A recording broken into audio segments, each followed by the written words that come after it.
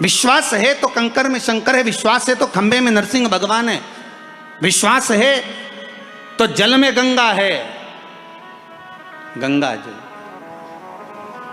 और विश्वास नहीं तो कोई। मानो तो मैं गंगा माऊं, ना मानो तो बहता पानी। अब ये तो आपके ऊपर है, आप चाहें तो बहुत दूर जाकर भगवान को ढूंढना चाहोगे, और नहीं तो आपके ही पास में, आपके ही घर में, आपके ही करीब में, आपके ही हृदय में शिव तत्व बैठा है, शंकर विराजमान।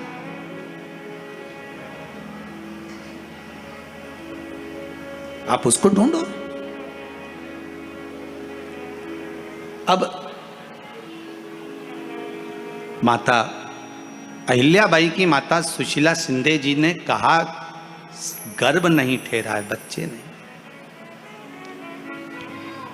श्री मनकोजी शिंदे ने कहा क्यों चिंता करती है, काय का टेंशन, काय की चिंता।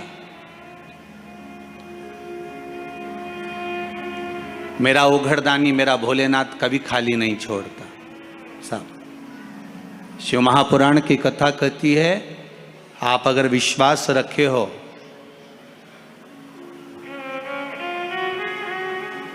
सफेद आंकड़े की जड़,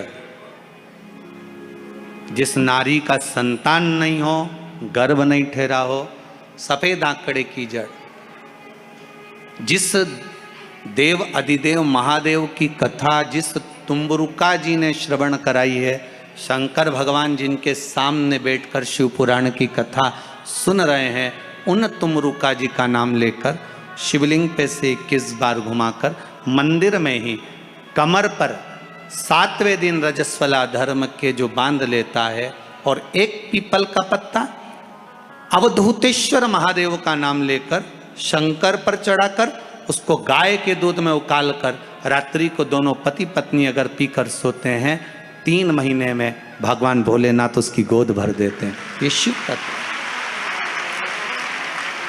शंकर देता जरूर है।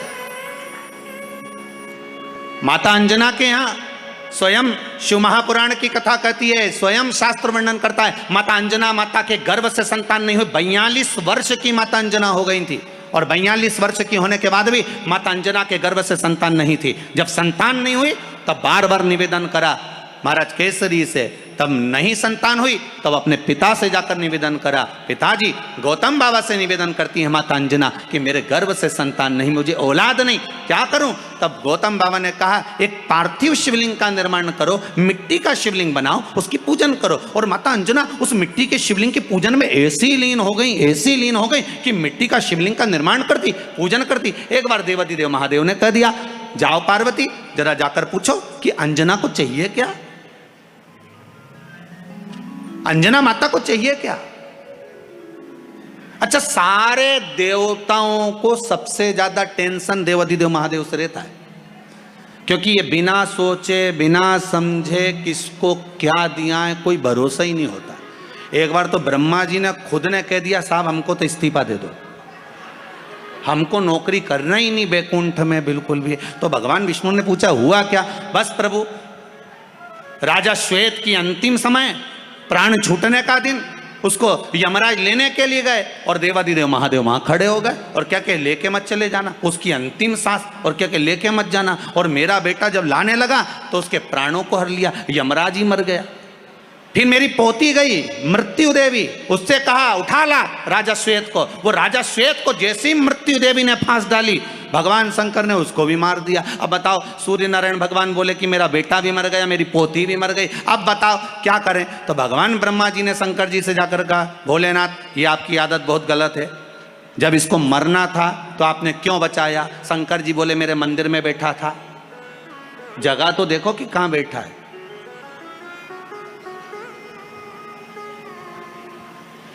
ब्रह्मा जी ने भगवान विष्णु से कहा हमको ये काम नहीं करना, आप तो हमारा इस्तीफा स्वीकार करो। भगवान विष्णु ने शंकर जी से कहा भोलेनाथ जी अब इनके बेटे को, सूर्य नारायण के पुत्र को और पोती को जीवित करो। शंकर भगवान करे एक शर्त पर जीवित करूंगा, जहां मेरा भजन हो रहा हो, जहां मेरी कथा हो रही हो, अगर कोई महामृत्युंजय मंत्र का जाप कर रहा हो, श्री शिवाय नमस्तुभ्यम जप रहा हो, शंकर का पंचाक्षर मंत्र नमः शिवाय जप रहा हो, शंकर जी कहते हैं उस समय पर मृत्यु उसको ना घेरे।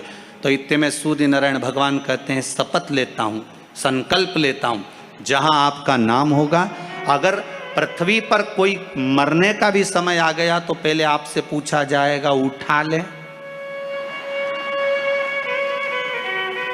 तुम बोलोगे तो बात दूसरी है। शंकर जी बोले हम बताएंगे तो उठाना, हम बोल दें अगर ये शंकर जी का नाम जप रही है और पड़ोसन नी जप रही है तो हम इशारा कर देंगे बाजू वाली को उठा लो। तुम टेंशन मत ले।